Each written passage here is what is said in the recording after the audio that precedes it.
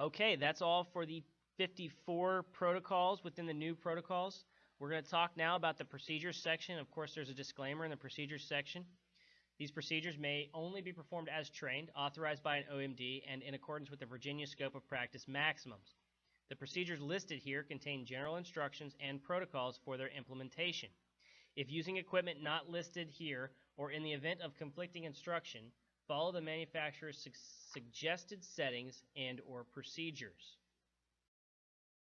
Okay, so below is the table of contents for the procedures section in the protocols, and you are going to receive training during the skills portion of the protocol rollout on the mucosal atomization device, or the MAD device, the CPAP with inline nebulizer, and the different pressures we need to flow that out depending on whether or not you're using a nebulizer or not, the PET oxygen mask, the taser probe removal, the CAT tourniquet, and all medications that are new to Fauquier County, amiodarone, fentanyl, ketamine, Haldol, ibuprofen, Tylenol, lidocaine for anesthetic use for the EZ-IO, Afrin, and the Duodote. Also, we're going to discuss infusions, a review on dopamine, infusion of amiodarone, and our epinephrine 1 to 100,000. We're also going to talk about hydroxycobalamin. For our paramedic level providers, we are going to train on surgical and needle cricothyrotomy, the equipment that is in the Chinook cricothyrotomy kit, and also meconium aspirator for our pediatric patients with meconium staining. Okay, so the policy section. This section is designed to help answer any questions that you as a provider may have in the course of patient care. Again, you as a provider, this is your responsibility to become familiar with the policy section within these protocols.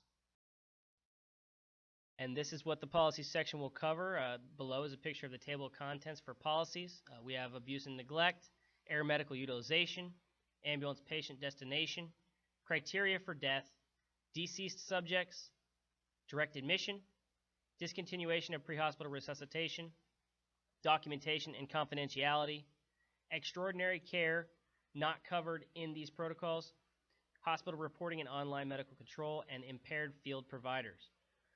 Inability to carry out a physician's orders, infant abandonment, infection control, interfacility transport of acutely ill and injured patients, medical emergency custody orders, provider field status, quality improvement, refusal of treatment and transport, treatment of minors, verification of on-scene medical personnel, and a Virginia durable do not resuscitate order.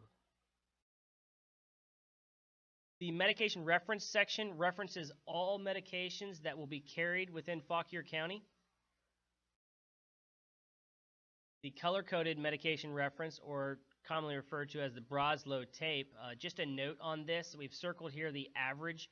All of these medications and their dosages are based upon the average of 6.5. For instance, with this pink medication reference, color-coded reference, the weight is 6 to 7 kilograms and the average is 6.5. Okay, contained in the EMS resources section, we have the contact information for the Critical Incident Stress Debriefing, the Virginia Office of EMS, Adult Protective Services, Child Protective Services, the contact information for Chemtrec for your hazmat situations, your medical examiner, poison control. We also have the address and contact information for area hospitals. Now, there are some references for you as a provider with medications, the dopamine drip rate chart.